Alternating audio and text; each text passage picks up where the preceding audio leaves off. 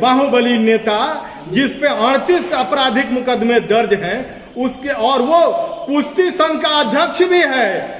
इत्तेफाक देखिए कि वह इतना बड़ा अपराधी जिस पे इतना संगीन आरोप है, भारत माँ की लाडली बेटियों का के तन पे हाथ डाला जा रहा है, उनके तन के साथ खिलवाड़ किया जा रहा है, और आप कितनी बेशर्मी के साथ अपने मन की बात करते हैं। भारतीय जनता पार्टी के नेता, भारतीय जनता पार्टी के कार्यकर्ता, भारतीय जनता पार्टी की मदर संगठन आरएसएस वहां ये चड्डीधारी क्यों गए थे, क्या करने गए थे और किसने फायदा उठाया? इस्तीफा लेने में इतना डरते क्यों हैं? ऐसे अपराधियों से, ऐसे बेशर्मों से, ऐसे लोगों का इस्तीफा उनके द्वारा क्यों नहीं लिया जाता है? आखिर क्या मजबूरी है आदरणीय प्रधानमंत्री जी की?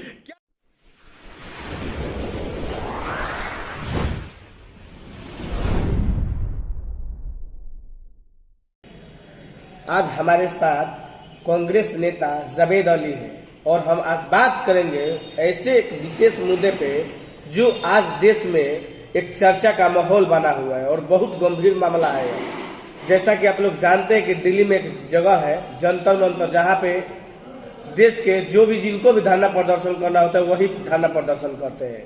लेकिन आज के डेट में पिछले एक सप्ताह से लेकर अभी तक हमारे देश के महिला पहलवान, जो कि हमारे देश के लिए अंतर्राष्ट्रीय मेडल से लेकर बहुत सारे मेडल आती है, उनके साथ जो ब्रिजभूषण पे यौन शोषण का जो मामला लगाया गया है उन महिला पहलवानों के द्वारा, तो क्या ये जो ब्रिजभूषण पे जो कि ये कदावर बाहुबली कहे जाते हैं, जो कि एक सांसद बीजेपी के हैं, तो इस मामले पे अभी तक जो देश के सरकार, केंद्र सरकार नरेंद्र मोदी है, जो देश के गृह मंत्री अमित शाह है, किया अभी तक इस पे कोई आवाज क्यों नहीं उठा रहे?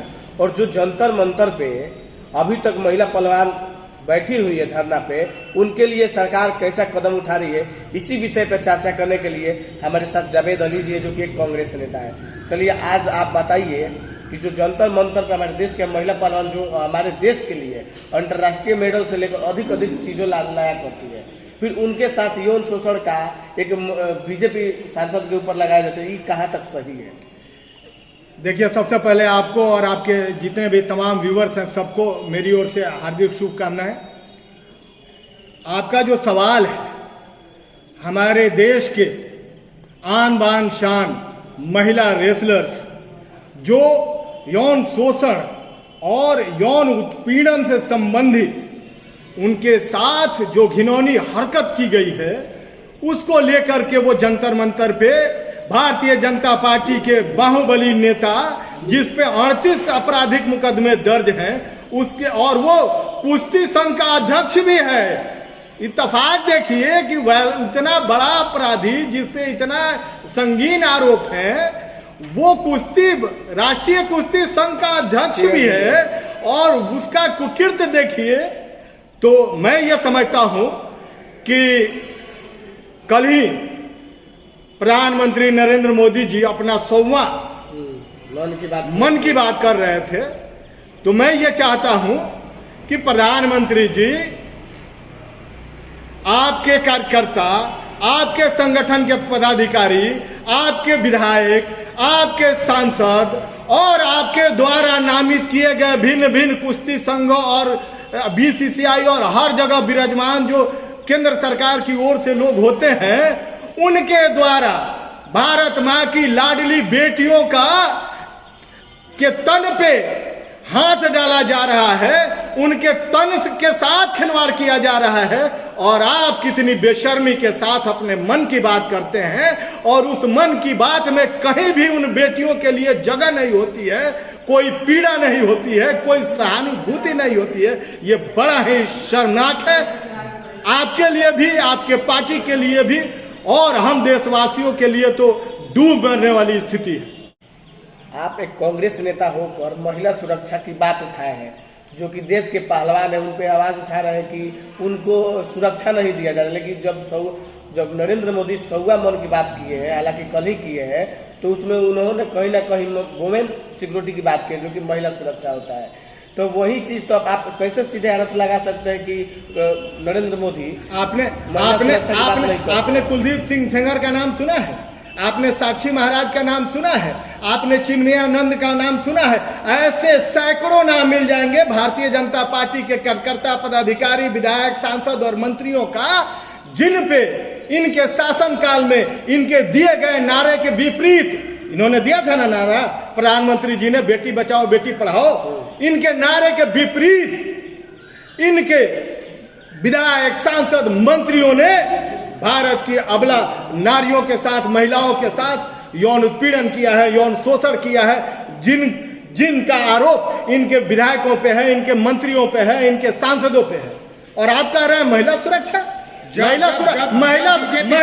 महिला सुरक्षा की अगर बात होती तो हमारे देश की इतनी महान लेसर जो मेडल जीत के आई हैं, देश का मान सम्मान बढ़ा के आई हैं, उनको माननीय सुप्रीम कोर्ट के सामने गिड़गिड़ाना नहीं पड़ता एक FIR के लिए। ओनली FIR, अभी तो जो फर्स्ट इंफॉर्मेशन रिपोर्ट दर्ज कराने के लिए उन महिला खिलाड़ियों को भूखे रहना पड़ रहा है। उनकी बिजली काटी गई, पानी बंद किया गया, उनको त्राहिमाम किया गया, और उसके बाद भी क्या FIR दर्ज किया गया है उसकी कॉपी उनको प्रोवाइड नहीं की गई। और आप कह रहे हैं कि प्रधानमंत्री जी और उनकी पार्टी महिला सुरक्षा को लेके जागरूक है। लानत है। एक और सवाल रहेगा कि जो बीजेपी के सांसद ब्रिजभूषण जी जो कि फेडरेशन के चेयरमैन भी है, तो उनके द्वारा यह कहा जा रहा है कि ये सब कांग्रेस का करा धारा है, ये हम पे झूठा आरोप लगाया जा रहा है, इस पे क्या कहिए? नहीं, क्या मजबूरी है? कांग्रेस कहाँ है? कांग्रेस तो वहां पीड़ित के बैठने के बाद वहां पहुंची है। कांग्रेस की महासचिव, राष्ट्रीय महासचिव आदरणीय प्रियंका गांधी जी वहां एक महिला थी, महिलाओं का दर्द सुनने गई, ठीक है। लेकिन पहले भारतीय जनता पार्टी बताए कि अन्ना आंदोलन जो चल रहा था, अन्ना हजारे का जन लोकपाल को लेकर के, वहां ये क्यों गए थे भारतीय जनता पार्टी के नेता, भारतीय जनता पार्टी के कार्यकर्ता, भारतीय जनता पार्टी के मदर संगठन RSS, वहां ये चड्डीधारी क्यों गए थे? क्या करने गए थे? और किसने फायदा उठाया? और किसने अब तक जन लोकपाल को लागू नहीं किया देश में? पूछिए प्रधानमंत्री से और उनके मदर संगठन मोहन भागवत से। जो दिल्ली पुलिस के द्वारा 2 FIR दर्ज किए गए ब्रिजभूषण के खिलाफ, तो क्या आपको लगता है कि FIR उनके जो कि उन पे पहले से 78 FIR है, तो ये 2 FIR लगने से, उन पे करने से क्या उनको किसी प्रकार का कोई दिक्कत, उनकी गिरफ्तारी? नहीं, आप बिल्कुल देश के लोग, आप लोगों के माध्यम से हम लोगों को सुनते हैं। आपने कहा कि कांग्रेस पार्टी, वहां कांग्रेस पार्टी के नेता पहुंच रहे हैं। अरे भैया, किसान आंदोलन में 750 किसान मर गए, वहां भी इन लोगों ने आरोप लगाया कि कांग्रेस पार्टी इसके पीछे है, इसके बैक में है, इसके फ्रंट में है। लेकिन हुआ क्या? आखिरकार जब भारत के लोग, भारत के किसान जब मजबूती से इनके सामने खड़े हो गए, तो भारतीय जनता पार्टी के 56 इंच सीना वाले प्रधानमंत्री को तीनों काले किसानों के खिलाफ कृषि कानून वापस लेने पड़े और भिगी बिल्ली के तरह रो के वापस करना पड़ा।